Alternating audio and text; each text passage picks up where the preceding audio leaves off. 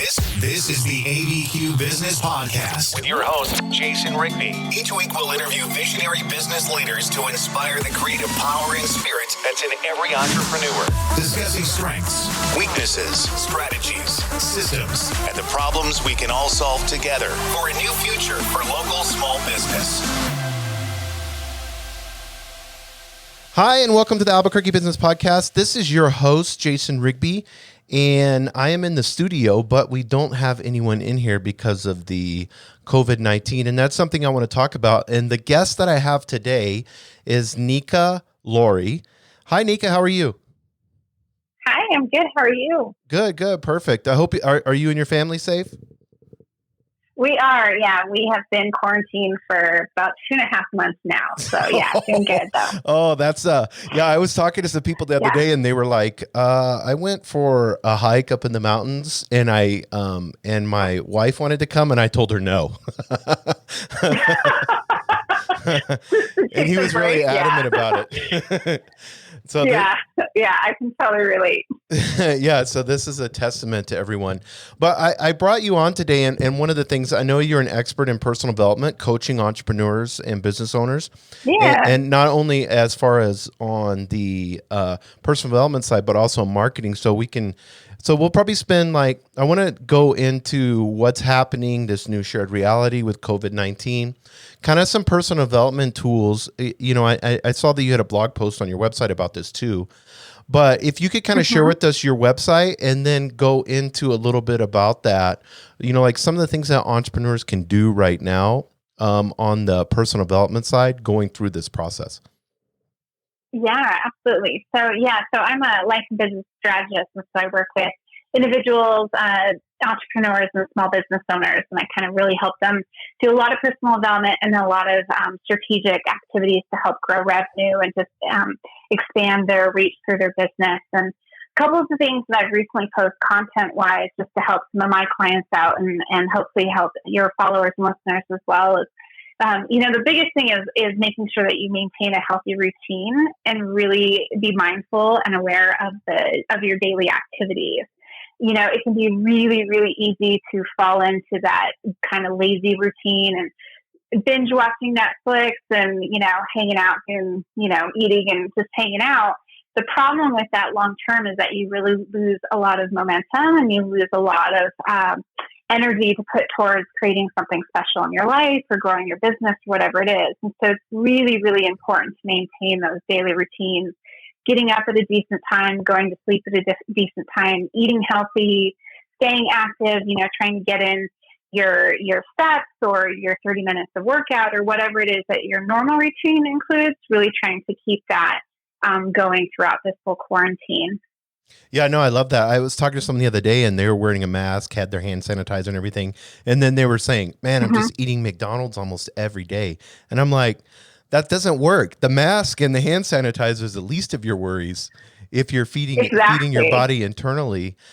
So like you said, momentum, and I love that word, to keep the momentum going, especially as entrepreneurs. I know a lot of us can be ADD and now we're stuck in a house, or what do you suggest as far as like the discipline, momentum, routine, like a daily routine? I kind of want to dial that in a little bit.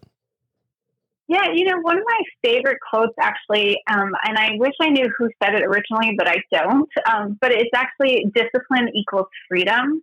And the idea is that if you stay focused, if you stay disciplined on the things that are really good for you, that gives you the momentum and the ability to create the life that you want to have. And so it really gives you that freedom long term. And so, making sure that you continue to eat healthy and avoid the McDonald's. I mean, I guess McDonald's is fine every once in a while for like a treat or, if you're in a rush, but long term, that's really going to damage your body. It's not going to give you the nutrition that you need to take care of yourself.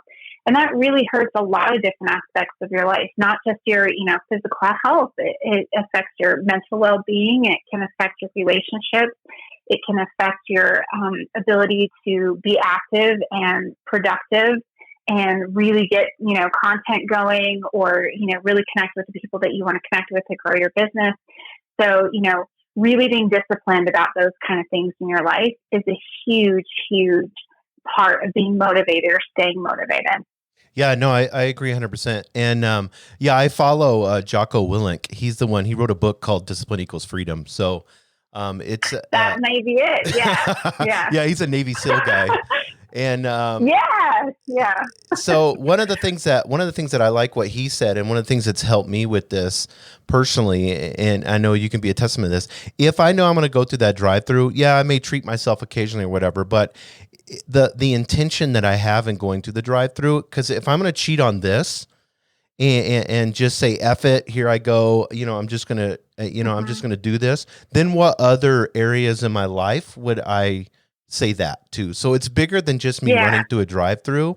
The consequences of this is, would I say this when I'm in the middle of doing an Excel sheet on my accounting? Would I say this, when it comes to my relationship? Where else am I willing to, skip a step and kind of, go down that same road? Definitely.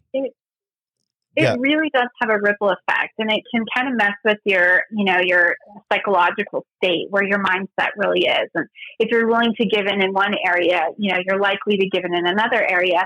And the other thing that happens is, like, say you go to the drive-thru and you get the McDonald's and you ate that. Well, then half an hour later, you're hungry again, and you're like, well, I already ate McDonald's. I may as well just have a cookie. And then you eat the cookie, and then an hour later, you're hungry again. And you're like, well, I already ate McDonald's and a cookie. I think I'm going to have ice cream. And then you want to go work out, but you're like, well, I already wasted the day eating garbage, so there's no point in me working out. And it just continues to spiral until it's out of control. And so it's really learning to master, that self-control and really looking at behavior modification as you go through your daily routine. Yeah, and I think it's one of these things, whenever there's a crisis, we always want to fall back and go to comfort, especially here in the United States. Mm-hmm. And that's something that, as a leader, and I know you know this, as a leader, it is your responsibility to be disciplined.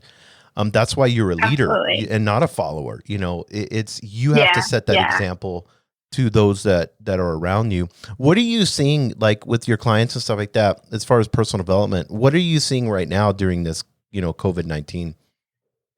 I've seen a lot of anxiety. Obviously it's nerve-wracking just to go to the grocery store these days, but, a lot of anxiety and a lot of people just kind of being hard on themselves, kind of feeling guilty about, watching too much TV, or guilty about not interacting with their kids in a healthy way because they've been trapped in the house for 2 months.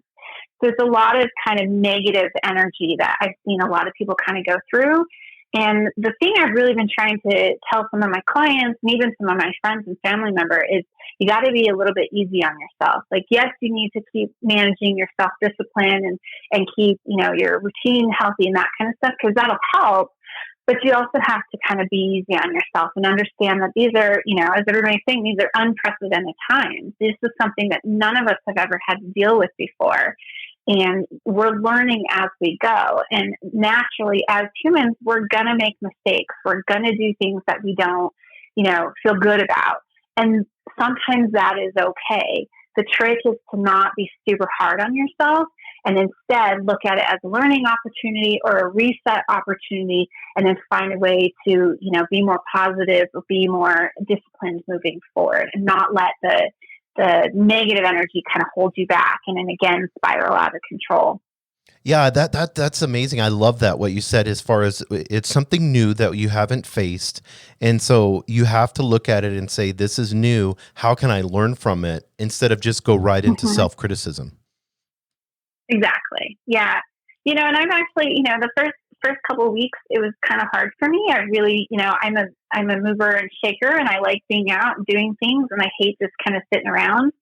But it forced me to kind of slow my routine and kind of take some time to just self-reflect.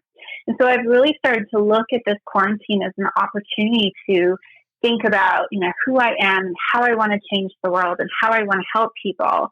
And so I've been trying to encourage my clients and friends again to, take some time to just reflect on what they've done in their life so far to this point and what they might be able to adjust or change moving forward.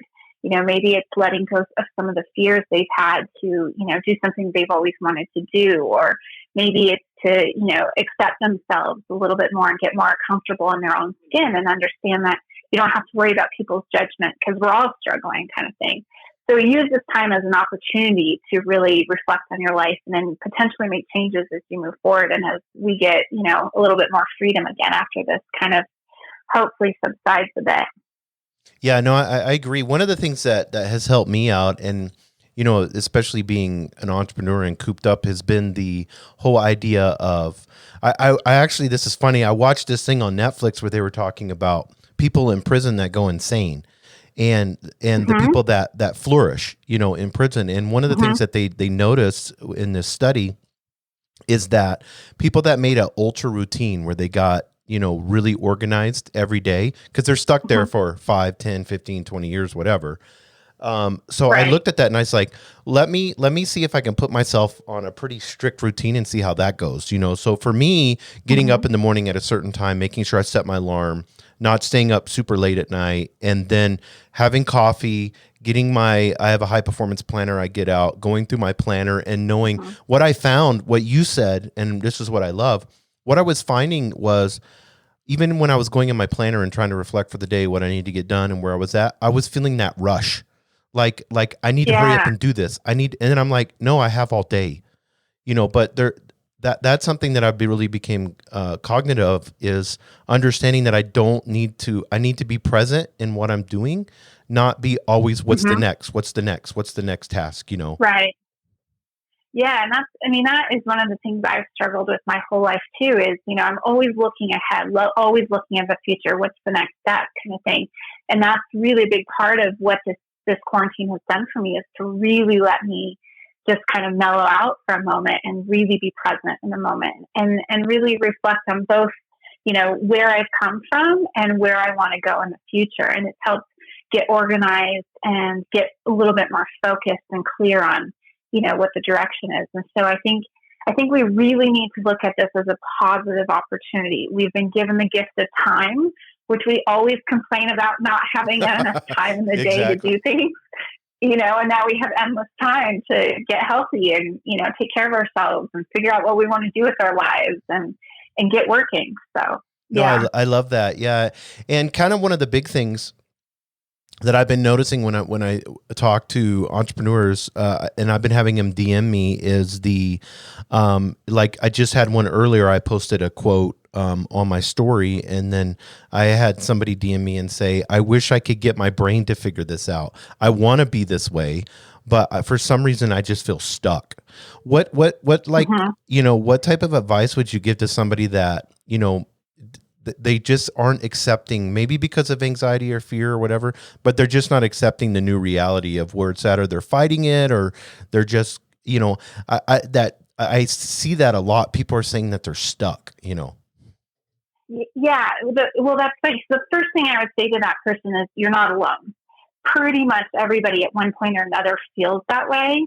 And one thing that I tell a lot of my clients is that, we have been told all our lives that we're supposed to know who we are or what we were meant to be. We look at these amazing, highly accomplished celebrities like, Michael Jordan or Kobe Bryant or whoever, these extremely accomplished individuals that knew what they wanted to do from very early age. Like people who become doctors know they want to be doctors from the ages of 5. Well, that is a very, very small percentage of humanity that actually knows that. The rest of us get to figure it out along the way. And so we've been told, we're supposed to know. And by not knowing, that naturally causes fear in us. And it also causes us to lack confidence or feel like we aren't good enough or feel like we've screwed up somewhere because we don't know what we're supposed to be. And so that gets a lot of people stuck. They feel trapped, or they feel like they don't know how to take the next step. Or maybe they're afraid to make the next step because they're scared they're going to be judged by others or their loved ones by doing what it is they actually want to do. And, there's a ton of different things that you can do. But the biggest thing that I would suggest is come up with a small plan, something that's not super overwhelming. Because if you have too many steps, you're going to just kind of take a step back and then you're going to get scared again and not do anything. But if you can come up with a small goal, like maybe your goal is to get healthy, And the first step is to not lose 100 pounds. Maybe it's let's figure out how to lose 5 pounds. Right. Maybe I'm going to eat one less, cheeseburger a week. Right. And then I'm going to eat, one more salad a week. So you can start with those baby steps. And then that'll start to help you feel a little bit of momentum.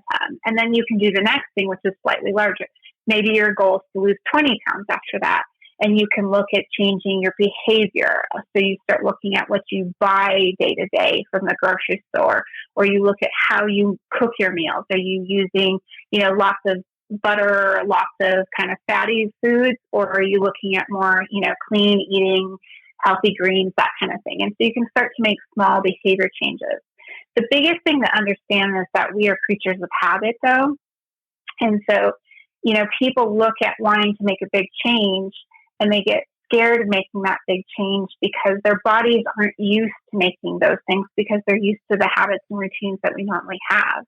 And so if you start making those small little behavior changes, over time you'll start to change your bigger habits, and you'll work closer, or you'll get closer to accomplishing your larger goals.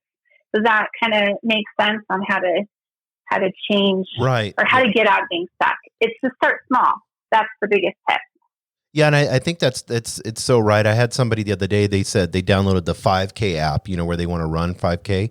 And I was like, well, what are you doing now? And they're like, well, really nothing, but I feel like I need to go, get out, get some fresh air. And I was like, yeah, that's awesome. Sun and fresh air seems to be, one of the things that they're talking about. But I was like, why don't you just start walking 20 minutes a day? You don't need to go into a 5K run. Yeah.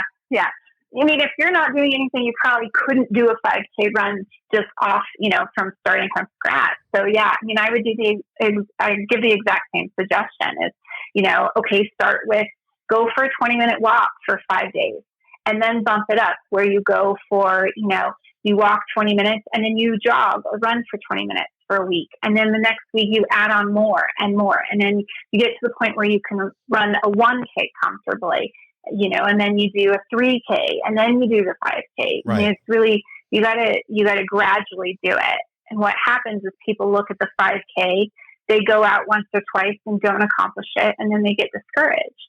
And so you really have to break those things out into smaller baby steps. Yeah, I think one of the things that, that we're all realizing is that with this time on our hands is that we were doing too much. And then we were just kind of, instead of being, I hate to make this reference, I was in the Marine Corps, but instead we were like kind of shotgunning everything instead of being real focused, sniper shot focused. You know what I mean? So we're just doing a little bit of everything instead of saying, this is my intention, this is my purpose, this is what I'm put on this planet to do. Let me focus on this. And as I focus and I can be present, then that creativity comes in, because that's what I'm noticing. The more focused I am, the more creative I am in what I need to accomplish. Yeah. One of the things that, I work with some of my personal development clients on is not taking too many goals at once. People want to change their whole life immediately. And if you can just kind of slow down and pick one thing at a time, you really get focused on that one thing, and you can learn what you need to learn in order to accomplish that goal. And then once that's done, you can pick another goal and move forward. The other thing that I really, really suggest to people is that they do whatever it is that they want to work on first thing in the morning. So it doesn't mean that you have to get up at 5:30 in the morning every day and do it.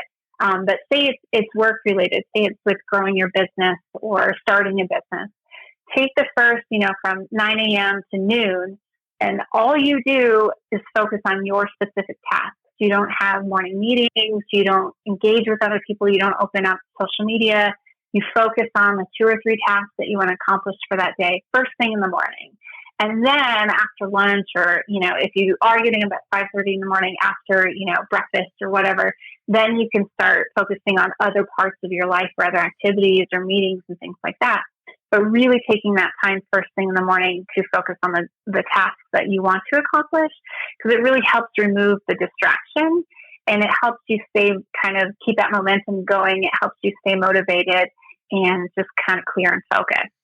Yeah, because I noticed, I I got this morning when I woke up, I got the how much time you spend for the week on my Apple phone, on social media, and I had read a report where it's up like hundreds of percent. Everybody's going on all the social media sites. TikTok has boomed because people are bored, so they're making videos, and Pinterest is way up now with recipes, and so I noticed my time has been increasing every and I use it for work and stuff like that, but I notice, and I'm like, am I going on social media to be productive, or am I using it? And I think the word that you said is huge, is a distraction. Am I playing video games? Am I going on to Netflix? Am I going on social media just to distract me from what the reality is? Or am I actually going on it, with a purpose? Yeah, I actually don't keep social media apps on my phone very much. I'll use them if I'm, out and about and I'm going live or something like that. I'll download it, sign in, go live, and then delete the app again. Oh, wow. Purposely. So yeah, I because I was spending lots of time, not even realizing it. I would, lay in my bed at night and kind of start relaxing, and then I would realize I was scrolling through Instagram and Facebook, and 45 minutes later, I've been looking at nonsense kind of stuff. Right. And, it takes me even longer to wind down and go to sleep because I've been staring at a screen for the last hour. And so I made a pretty conscious decision to remove the app from my phone. And it's been a complete game changer for me, not just in the sense of productivity, but also psychologically. Like, it's really helped me feel better about myself. It's helped me, remove myself from all the anxiety and kind of toxicity that's going on in our culture right now. And so it's given me a break just mentally to kind of reset. And so I really recommend that to people. I'm not saying don't use social media, because I am a huge advocate for social media, but really start managing or go back to the discipline thing. Really be disciplined on how you actually use social media and how often or how much you use it. Yeah, and I know there's websites and apps and stuff like that that'll lock you out of them, for a certain period of time or whatever. So, but I love that. I think that's something that we all need to, because that dopamine hit, that addiction of wanting to. Yeah. I was talking with someone the other day, and they were sitting on the couch next to me, and we're having a conversation. And literally, I was just watching. Within an hour and a half, I bet, because I was just thinking, I'm going to count, because they're comfortable just sitting there. I'm going to count how many times they go on their phone while we're talking, and in an hour and a half, I bet it was at least 20 times, just a constant back and forth. We really have become addicted to them. I mean, it really is a psychological draw to the need to check our phones. And so it's, that's a big thing that's added to our inability to be stay concentrated or to focus on tasks and accomplish things. And so, yeah, learning to manage that. And then the biggest thing is remove those triggers, so remove Instagram or remove Facebook from your phone, because it's a lot more work to download the app and sign in and then start scrolling. And the other thing to keep in mind is that the algorithms are specifically designed to keep us scrolling, to keep us on the app as long as possible, right? And so they're intentionally trying to do this. And again, I'm not trying to bash social media. I mean, I use it for a living, but I think it's a really important thing to understand, how to manage that in your life and what kind of effects it's having on you. Yeah, and I think for entrepreneurs, business owners that are out there, it's a tool that you're using, either to attract clients or whatever. But that's how it should be viewed as, that you own it. The key word you said there is a tool. It's a tool, right? Yeah, and that it doesn't own you. You own it. So right. And I'm on it constantly just because of, I'm posting all the time and all that. But I've looked at it into the point of saying, okay, what are you? I catch myself like I'm on Instagram and I'm the little search, thing or whatever. So now Instagram allows you the ability to upload videos through your desktop, and you can post through desktop. So that's something that I've done, is just made a Google Drive folder. This is how I do it. I've made a Google Drive folder of videos I make or whatever I do. And then I have two posts, and then I just go in there and then go on my desktop, because you can do everything with Twitter, Facebook, LinkedIn, Instagram, Pinterest. You can all do it through your desktop. And so then I just intentionally go in there and then I outline, what I want to set up for, maybe I made 3 videos, so I'll post them in 3 different days, and you can set times that you post them and stuff like that. So I think you're 100%. I'm very much the same. Mm-hmm. Yeah, I do a lot of pretty much everything I do from my desktop at this point. If there's something really in the moment that I want to share, or if I'm, out and about traveling and stuff, and I want to share something, then I'll download the app. But yeah, everything else I really try to do from my desktop. And I do a ton of engagement and answering questions and connecting with people. But again, it's all from the desktop. And it's really helped me control and manage how much time I'm spending on those apps and being able to stay focused.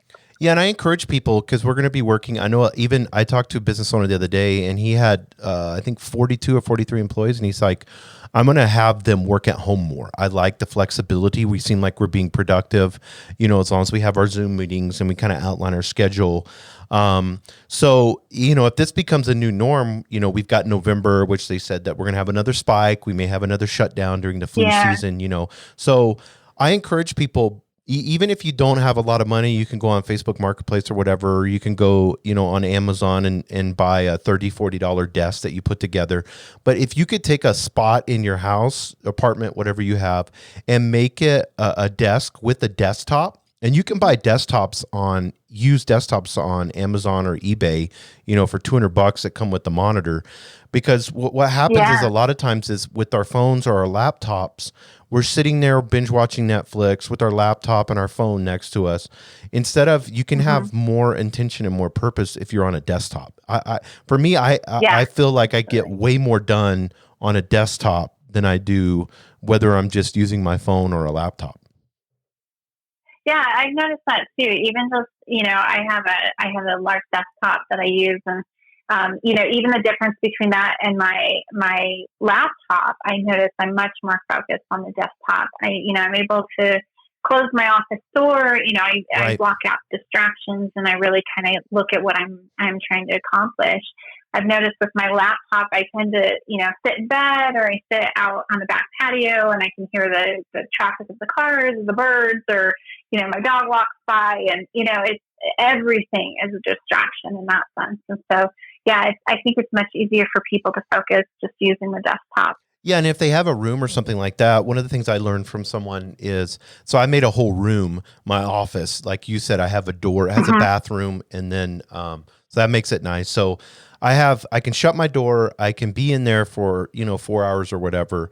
And I've made the room things that I like. I love books, so I have, big bookcases. I put pictures of things that I like, posters and stuff like that. So if you have that opportunity and you're able to do that, make that space yours. Make it something that's enjoyable to go to.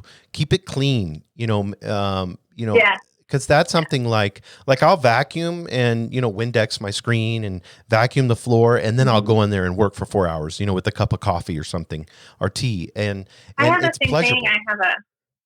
Definitely. I have a home office, but I made it look beautiful. I have same thing, but big bookcases, and they're books and little trinkets and stuff on there. The other thing that I did was you can actually go to Lowe's or Home Depot or any of those stores, and you can buy these big sheets that are dry erase boards, and they're real cheap. I think they're like $12 or $15 a piece, and you can drill them into your wall or put them up on your wall. So I have massive whiteboards in my office. Oh, that's cool. And so it helps me, just keep organized and come up with different things I'm working on. So I use the reason I guess. Oh, go ahead. Sorry. Go ahead. Oh, go ahead. Oh no, I do the same thing. I have the dry erase boards, and then I learned it in some book with the Japanese way to get organized or whatever, but they use the little sticky. So I have the bright orange ones, the bright yellow ones, the green ones, and then I make lines of each project, and then I put a sticky note for the different steps going down. And so that has helped me because I like the colors, I like the brightness. It's visual, so I can get organized in mind maps or visualization or something. So the whiteboard, I think, is so important for people to use. Yeah, that was pretty much the same thing I was going to say with the whiteboard. Is what it's really done for me is help me kind of visualize big projects has helped me kind of, it's one thing to write it down on a piece of paper or even in your computer. It's another thing to really see it on a wall size, board where you can, do different lines to different things and connect it and kind of do the visual design of what the project is. And so that's been really helpful for me as well. Yeah, and one of the things that I noticed too, somebody had told me this, and I was like, no, that's not true. But I did. I went to, like you said, I went to Home Depot, Lowe's, and I bought live plants. And I stuck like a palm tree in there, and then I have like there's a thing called an octopus tree, and I stuck in there, and I have some cacti and stuff like that. And it's just cool to kind of have something that's living in your space, So, and I think that is something that I've really enjoyed. And it's interesting too, if I leave my door open, my dog will always come and lay down next to me while I'm in there. It's like she really enjoys, like, it seems like the atmosphere, I've made it so nice where it seems inviting, So there's a lot to be said about the psychological aspect of living plants, having a well lit room with natural light. Right. One of the things I suggest too is if people can afford it, there's these desks that are really cool that stick to your window. They're kind of like fold down glass desks, and you can space out your window. And if you're doing videos, it's really great for lighting. Oh, but it's a good way to get natural lighting. And but there's a lot to be said for that, and how you feel from day to day, and your mental capabilities and stuff. And so, I think setting up your office to your space well, and making sure that you have really good lighting and good energy in the office makes all the difference. No, I love that. That's awesome. Well, I want to get into kind of on the second half, if you don't mind. I want to get into the whole aspects of, I know you do a lot of coaching with health and wellness, as far as on the marketing side of things. So I kind of want to go there. I kind of have a marketing mind. You do too. So I think we can help some business owners and entrepreneurs, not just in the health and wellness area. But question I have is, you have all these health and wellness people that maybe, have been used to going to a gym. Maybe they're helping clients at their gym. Maybe they're making videos at the gym. Like having to pivot now. How are you advising, because I think we can use this in all industries, but how are you advising your health and wellness clients during this process? The biggest thing is to really think outside of the box and get creative.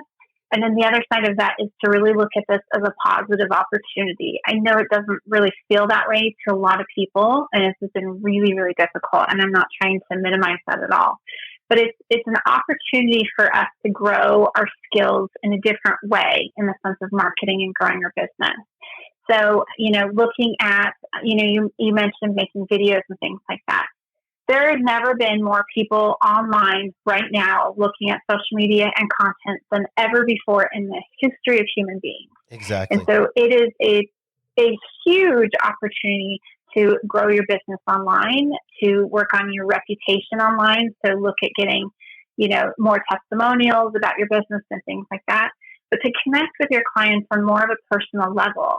And I know that sounds funny because it's through, digital social media, things like that, but you can really start to communicate with your in-person clients online. And you can ask them questions, you can get them to engage in different ways that they may not have before. And you can create content that's creative outside of what you normally do in your everyday job.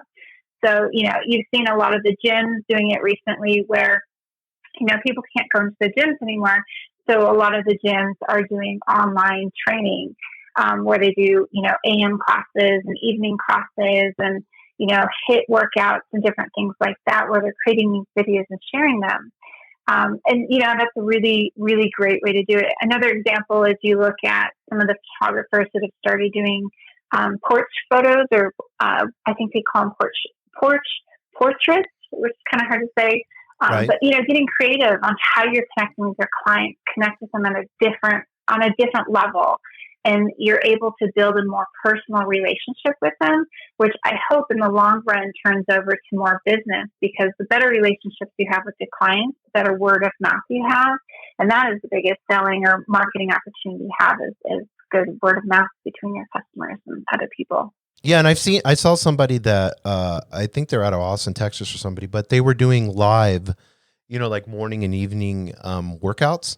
So you could Mm-hmm. join them Mm-hmm. at 7 in the morning, and then do this 30-minute yoga or hit workout or whatever.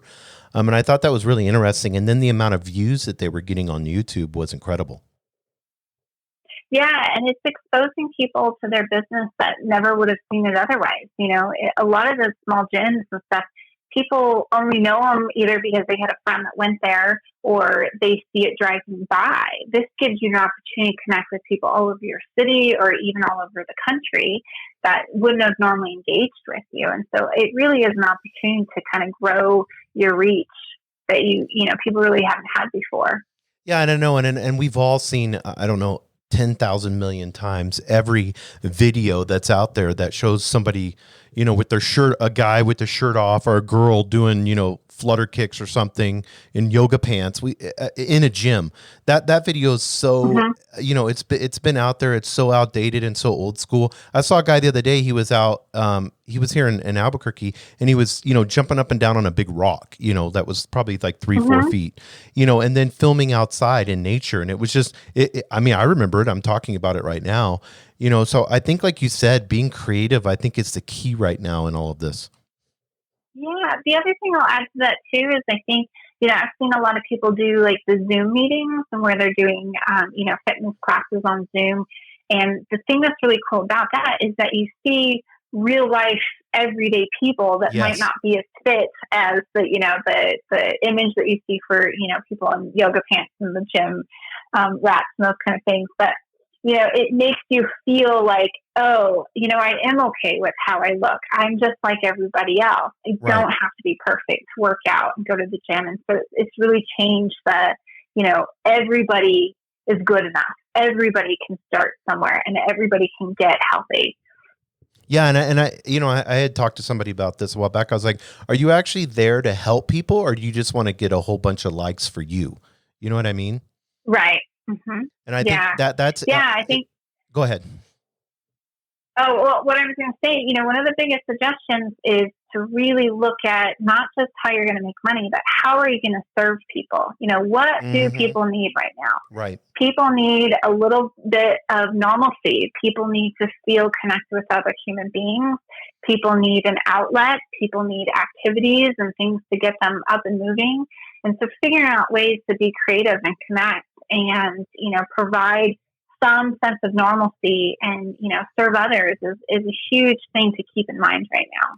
Yeah, and I know going forward with this, I think there's gonna be more people, like kettlebells are sold out right now. Like you can't buy a kettlebell. Mm-hmm. Like people are working out at home. I know that's what I'm doing. I'm working out at home, or either I take my Mm-hmm. dog for a walk, and then we run Yeah. or jog or whatever.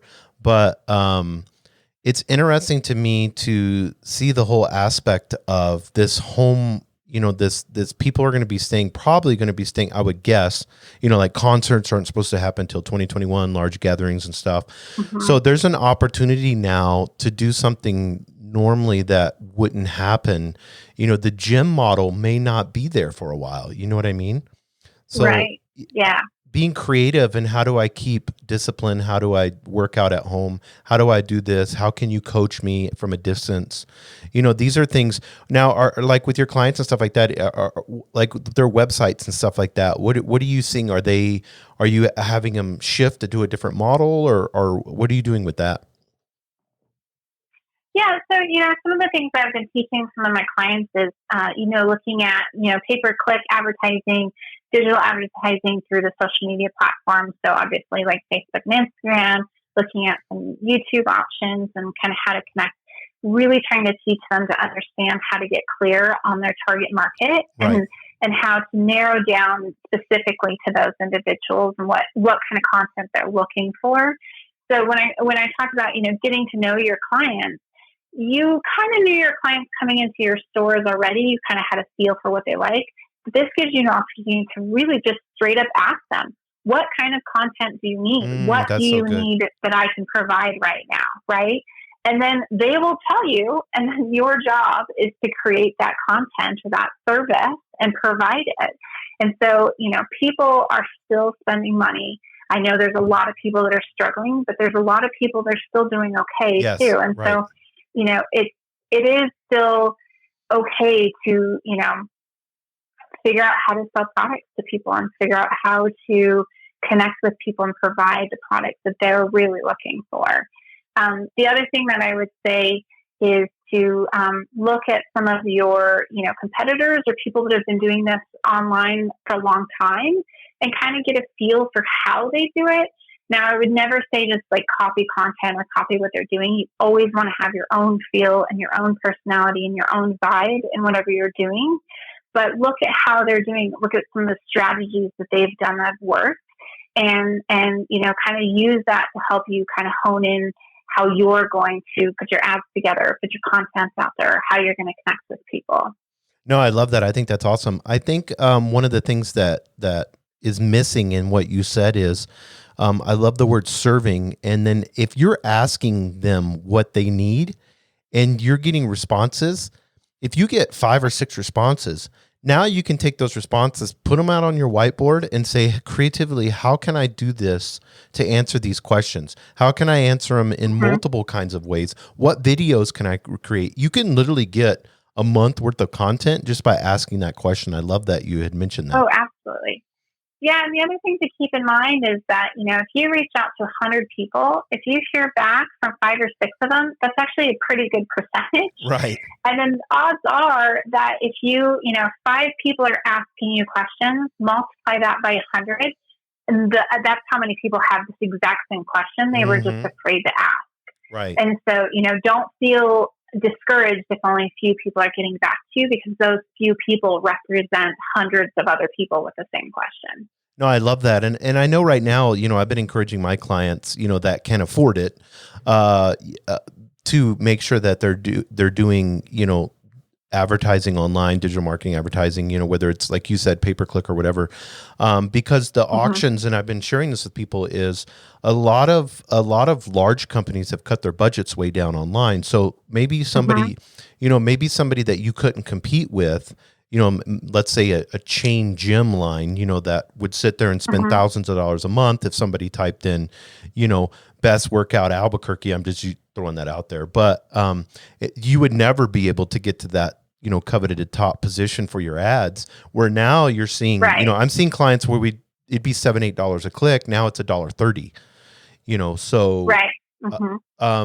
This is an opportunity if you have the funds available, and even if you have $100 or $200, there's certain things that you can do online digitally, whether it's a YouTube video, and after they watch, Yoga with Adrian, or they watch an On It video or whatever, they can turn around and you can have your YouTube video that you make on your phone. You can have that follow that video, so there's a lot of really creative things.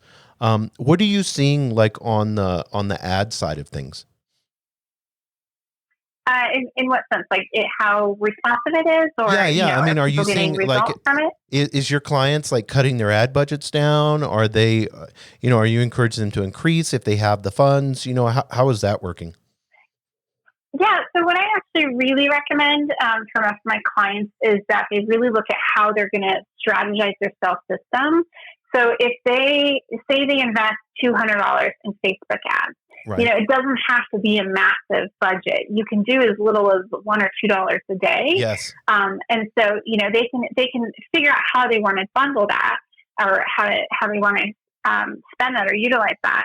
But the most important thing is, how are they going to filter those people who actually click on the ad afterwards, and how are they going to engage with those people?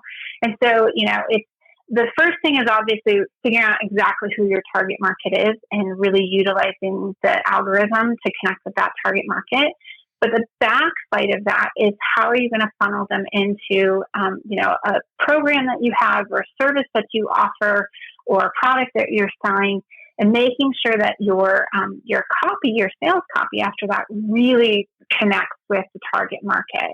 And so, a lot of my clients I've been working with is how to put together an online package, looking at, since you can't have them come into your gym right now, or you can't come and buy the meal prep kits or whatever, maybe you give them a service where you partner with another business or another influencer or something like that, and you create a package where the two of you are, you get a series of 10 workout at-home videos, and then you also get a series of recipes and meal prep options. That's awesome. And, so figuring out packages that you can sell online to those people or to those potential customers. And so it's really about getting creative in those things. And I talked about partnering with other companies online. I think that's a huge thing to consider right now too. Is there are tons and tons of influencers or micro influencers on all these different platforms, and it's a great opportunity to connect with them to figure out how to grow your reach through them and figuring out ways that they can benefit from you too. It's really got to be a mutual partnership there, but it helps you grow your reach without having to spend ad dollars. So just figuring out ways to connect with them. Yeah, and I think one of the things that I would encourage people, and you can talk to this, is to get real niche. Like the other day, I was looking. I'm fairly active. I work out all the time. I'm over 40.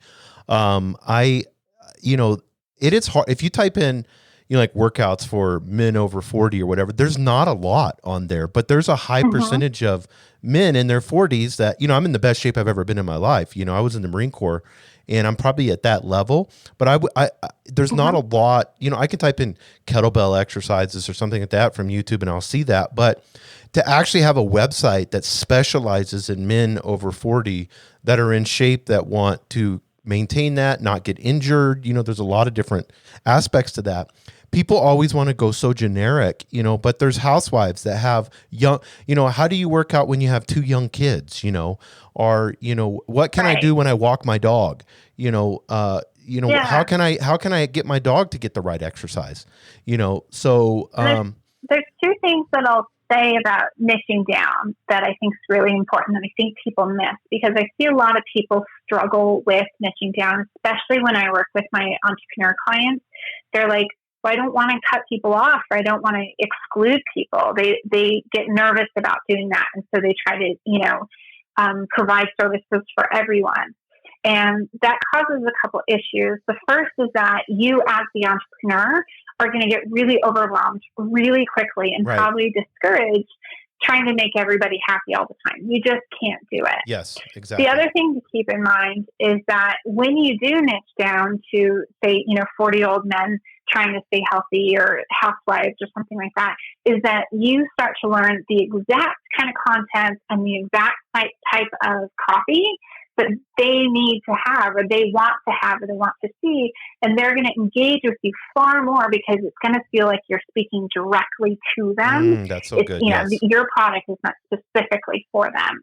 The other thing that I will say that was game changing for me when I realized that was that you don't have to niche down completely with your business. What you need to do is niche down based off the product or the service that you're offering. So if I want to work with, men over 40, and if I also want to work with stay-at-home moms, then I can offer 2 different types of service, but I need to keep those things separately. Yes. Because, the men over 40 do not relate to the same kind of information that stay-at-home moms relate to. They're just different creatures, right? But I can still provide services to both. I don't have to cut out one or the other. But what I would recommend is you start with one, get that growing and comfortable, and figure out how that works, figure out all the strategies and what works and how to do it. And then once you're comfortable with that, as long as you can maintain that, then you look at starting, to provide services to the other group. And then you kind of follow the same process.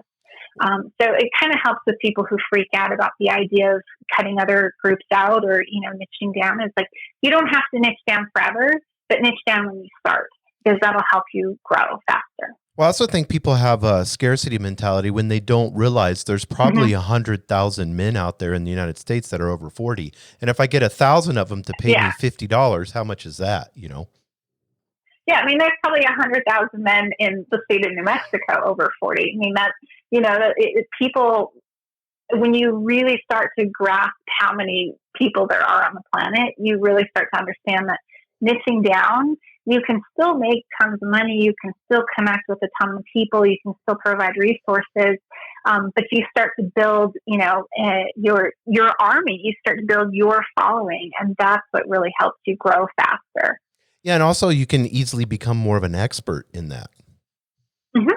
Yeah, absolutely. Yeah. So, if somebody's out there and they're looking at maybe starting a website, or they're looking at so like what kind of things do you like if somebody wanted to work with you, as a client or whatever, what are some of the, do you just do health and wellness, or what are some of the things that you suggest if somebody does like your business? Do you handle like smaller clients, kind of more boutique? What if somebody is out there and they're like, I really like what she's saying, I really want to get involved, I may have this amount of money or have this amount, what do you do as far as like criteria with clients?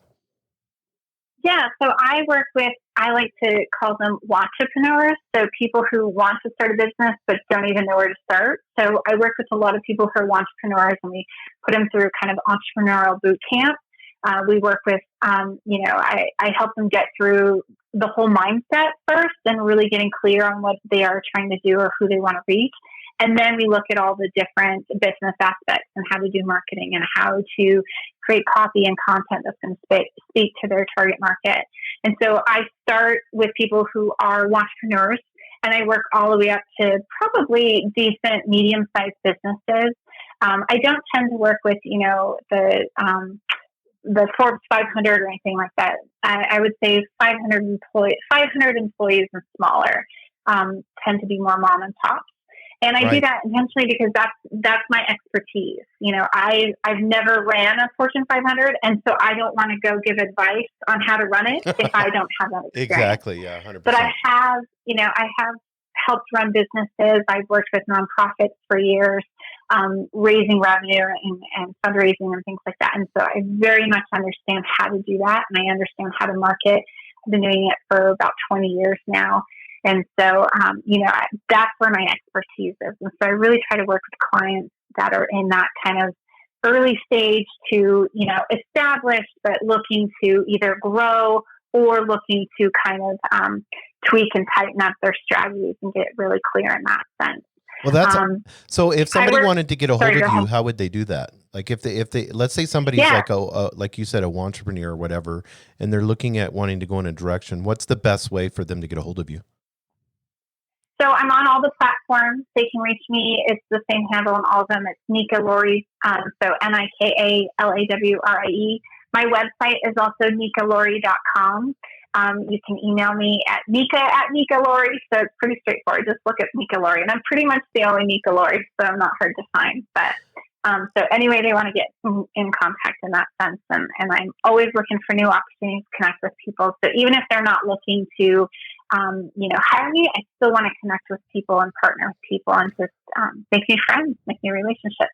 That's so awesome. Well, we've almost hit an hour here, so I want to make sure I'm respectful of your time. But Nika, I do appreciate all the valuable information you've given today. I know it's going to be a tremendous help, especially for those of us that are sitting at home and wondering what to do, or we feel stuck, or we don't know, what direction to go in. So I know you provided a ton of value today. So I really appreciate you being open. And I hope I encourage everybody, even if you're not looking at a website, go to her Instagram or Facebook and make sure that you follow. Because I know if you're putting a ton of value here, I know online you're putting a ton of value out there. So, but I just want to thank you, and I appreciate you coming on, Nika. Oh, thank you so much for the opportunity. I'm super grateful and just love connecting with people. So thank you very much. Okay, well, have an amazing day and stay safe. You too. Thank you. Okay, bye. Thank you for joining us on the Albuquerque Business Podcast. And thanks to our sponsor, RigbyDigital.com. Make sure to subscribe and share. And go to abqpodcast.com. Get show notes, resources, and links to everything we talked about today to help you navigate your journey as an entrepreneur and business owner.